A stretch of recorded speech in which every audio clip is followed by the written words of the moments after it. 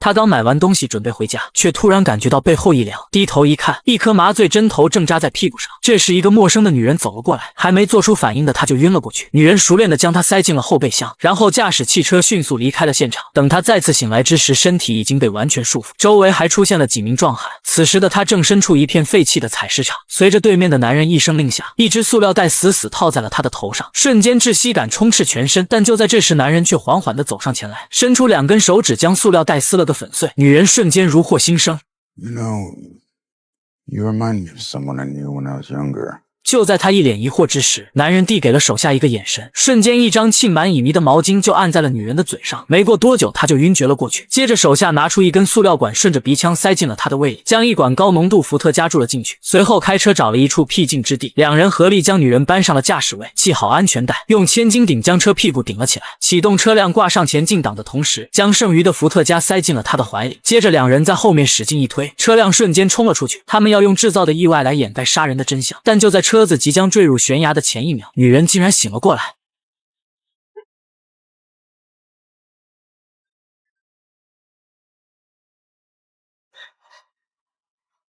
巨大的压力之下，水很快就充满了整个空间。女人猛吸一口气，快速挣脱安全带的束缚，起身游到后排，使出全力踹开了风挡，成功从车内钻了出来。眼看身体就要到达极限，女人终于从水下探出了头，发现周围没有人之后，用尽最后一丝力气爬上了岸。而她之所以会落得如此下场，全因那颗不知收敛的贪婪之心。女人名叫卡拉，明面上是一家养老机构的负责人，可背地里却借助自己的权力，从机构的老人身上大肆敛财，充盈自己的钱包。她会将这些老人按财富比例分成3、6、9等，一直到这些人没有了价值或是死亡，他才会停止动作，重新寻找新的目标。直到这个名叫艾伦的老人出现，却差点让他丢掉了性命。老人曾是一家金融公司的高管，无儿无女，但手里却拥有大笔资产。得到调查报告的卡拉第一时间就将老人列为了自己的目标。为了计划能顺利进行，他找到了老人的主治医生，花重金让他出庭作伪证，说老人患上了严重的老年痴呆，独自居家会有很高的风险。原来根据当地的法律规定，那些没有子女或是失去赡养的老人，法院必须找一个公共机构来负责履行监护人的义务。开庭期间甚至不用当事人到庭，只要有一个公共机构的负责人愿意接受，审判长就会毫不犹豫地在确认书上盖章。看这几人的表情，显然他们又得逞了。对了兄弟们，最近为了剪辑视频更流畅，换了一部新手机，我把旧手机放爱回收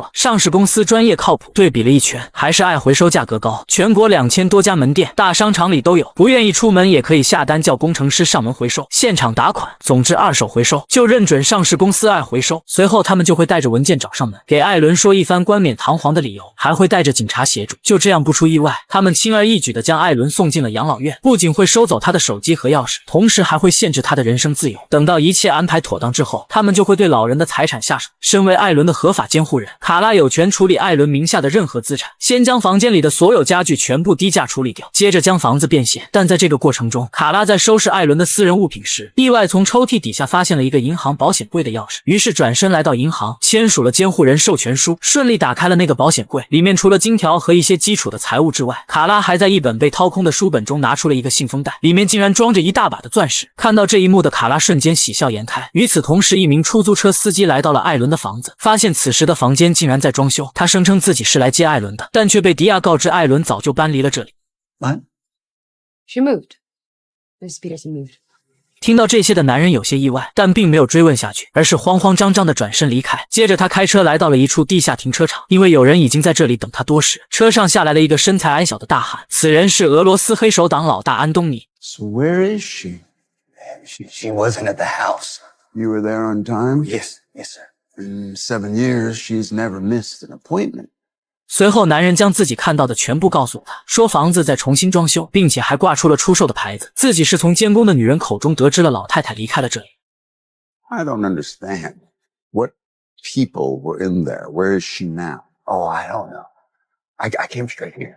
听到这话的安东尼瞬间怒了，下一秒便从手下那里接过手枪指向了男人。原来艾伦是他的母亲，所以安东尼要求男人找到母亲，否则就让他好看。收到命令的男人如释重负，逃也般的离开了现场。不久之后，男人便搞清楚了情报，而照片里的女人正是艾伦消失的幕后操作者。听到母亲被骗进了养老院，安东尼很是愤怒。冷静下来的他吩咐小弟，让其安排律师用合法的手段将母亲带出来。接到任务的律师很快就找到了卡拉，随后开门见山的告诉卡拉，希望艾伦能够脱离他的看护，否则他将会有麻烦。因为不便透露安东尼的信息，所以律师说得很委婉。Is that a threat? No, that's just data for you to go away. 但听到律师话的卡拉却没有一丝惧怕，他表示不管对方有多大的势力，自己都不会妥协，也不会轻易和艾伦解除监护权。眼看卡拉油盐不进，律师只能无奈地打开皮箱，里面是15万美金。他希望卡拉收了钱之后能够放艾伦离开，可卡拉看到这笔钱后瞬间明白了一个道理，显然对方能出这么多钱，那就意味着艾伦的价值远远高于15万美金，所以他便狮子大开口报价500万。听到对方的话，律师知道没有谈下去的必要了。 Right now, look at what you have. A thriving business.Nice face, unbroken bones. When this is through, you're not gonna have any of those things. 随后头也不回地转身离开，而卡拉也似乎意识到了危机，于是便赶到了养老院，想从艾伦的口中问出威胁他的人是谁。可当艾伦听到那个律师的名字后，却突然笑了起来。Oh, you're in trouble now. Really? Why? Yeah, he's coming. Who? Dean? Just you wait. 卡拉没有从艾伦这里得到任何有用的信息，于是为了给他点颜色瞧瞧，卡拉不仅安排院长停了艾伦治疗关节炎和止痛类的药物，还要求晚上给他注射兴奋剂，白天再打镇定剂。他想用这种方式来瓦解艾伦的心理防线，从而乖乖交代出威胁他的人到底是谁。 You sure? I'm sure as fucking sure. 而另一边的安东尼在乔装一番后来到了银行，但当打开保险柜的那一刻，他却傻了眼。原本自己存在这里的钻石却莫名其妙的不见了。安东尼知道是卡拉做的手脚，气得他恨不得将卡拉碎尸万段。同时，律师也带来了没有救出艾伦的消息。这下安东尼终于再也忍不了了，于是等众人离开之后，他便拨出去了一个电话。然而只隔了一天，艾伦的那个做伪证的医生就在自己的诊所看到了一个陌生的身影。 Sorry, I'm just closing up. Did you have an appointment? 第二天一早，正在健身房健身的卡拉就从大屏幕中看到了女医生被杀的消息，于是立刻驱车来到了闺蜜迪亚这里。同时，迪亚也注意到了这则新闻。此时的她已经在收拾东西，因为她明白对方的下一个目标很有可能就是他俩。但卡拉还是有些不甘心，于是，在离开之前又来到了养老院，找到了艾伦。他依旧想知道艾伦背后依仗的人是谁，但艾伦却用唏嘘的语气告诉他，他就是下一个死者，除非现在立马放自己离开。卡拉听后虽然有些慌张，但依旧用强势的言语回击 Jennifer, listen to me carefully. I'm never letting you go. I own you, and I will drain you of your money, your comfort, and your self-respect. 听完这番话的艾伦毫无表情地站起了身，然后以一个极快的速度死死勒住了卡拉的脖子。如果不是护工看到情况及时赶过来，估计卡拉就会死在这个80岁老太太的手里。随后，卡拉将艾伦袭击自己的视频提交给法院，说艾伦的精神健康出了极大的问题，还提交了自己伪造的医院证明，说艾伦患上了妄想症，并伴有暴力倾向。为了别人的安全，应该立刻将他送进精神病院。法官听到问题这么严重，毫不犹豫地同意了卡拉的提议，而艾伦就这样莫名其妙地被送进了精神病院。事后，两人来到了一处郊外的房子，准备在这里短暂躲避风头，但殊不知安东尼早就对他下了必杀令。随后就有了故事开头的一幕，卡拉被带到了一处废弃的水泥厂，而安东尼也毫不吝啬地将身份告诉了塔拉。 You stole something from me. Something more than an old lady. You know what I'm talking about. 接着他让手下将一部手机递到了卡拉面前，画面里面的女人正是卡拉的母亲。他想以此来要挟卡拉放掉艾伦，交出钻石，但卡拉根本不在乎，他连无辜的老人都骗，显然也根本不在乎母亲的死活。明白这些的安东尼知道没有谈下去的必要，所以便直接命令手下干掉卡拉，用一种比较自然的手法。接到命令的手下制造了一场意外，但谁也没有想到卡拉最终竟然逃了出来。他步行来到就近的加油站，从便利店中买了几件衣服，然后用笔将安东尼的车牌号记录了下来，接着打电话给迪亚，想让他过来接自己，可电话却始终没人接听。卡拉知道出事了，于是火急火燎地搭车来到了迪亚的住处，看到了狼藉一片的客厅和倒在血泊中的迪亚，但好在迪亚并没有死透，还有呼吸，于是他立刻拖着迪亚离开了这里。不久之后，迪亚就醒了过来，但两人依旧要面临严峻的挑战。等到迪亚恢复一些之后，两人便开始商量对策。现如今只有2条路，要不拿着这批钻石找一个没人认识他们的地方继续生活，要不就和安东尼对抗到底，因为他已经掌握了对方的车牌号，很容易就能找到他的位置。但心里憋着一口恶气的迪亚显然更偏向于后者，于是在打听到车牌号的注册地之后，两人趁着夜色摸了过去。卡拉偷偷潜入了后院，通过窗户确认这就是他要找的那辆车。于是等到车辆离开之后，两人便偷偷地跟了上去。他们发现那辆黑车驶入了一个大厦的地下车库，于是在乔装打扮一番之后，卡拉走进了大厦之中。他以借用卫生间为由支开了前台的注意力，然后趁此机会偷偷溜进了地下停车库，果真看到了那辆车和司机。于是他假装自己迷了路，上前询问司机出口在哪里。就在司机机给他指路的同时，他却掏出了电棍，轻而易举的就放倒了这个大块头。这时安东尼也和手下走出了电梯，可就在他坐上车的下一秒 Hello again. Hey.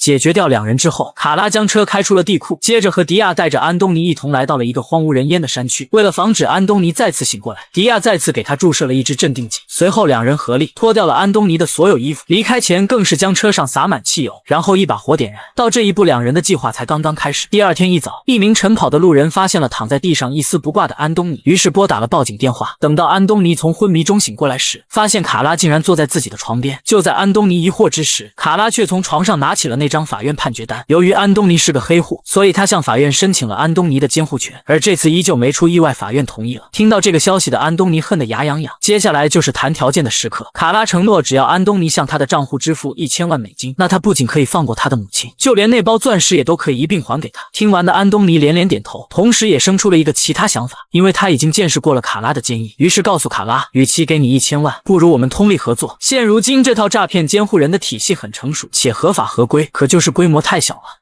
I propose we create a monster, a countrywide guardianship corporation with you as CEO and co-owner. Use my money. Use your skills.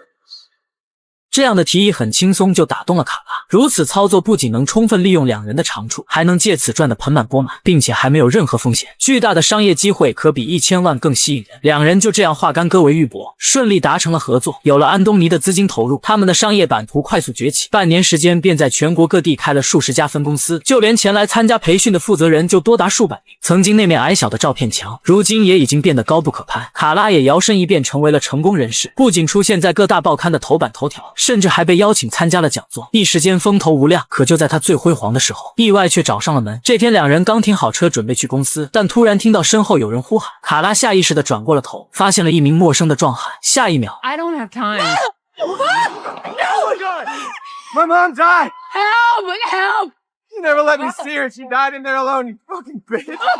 男人被赶来的保安按在了地上，而此时的卡拉也已经没有了任何力气。因为欲望他得到了一切，但也因为欲望他最终丢掉了宝贵的生命。有些事情在去决定做的那一刻就注定了结局。此剧结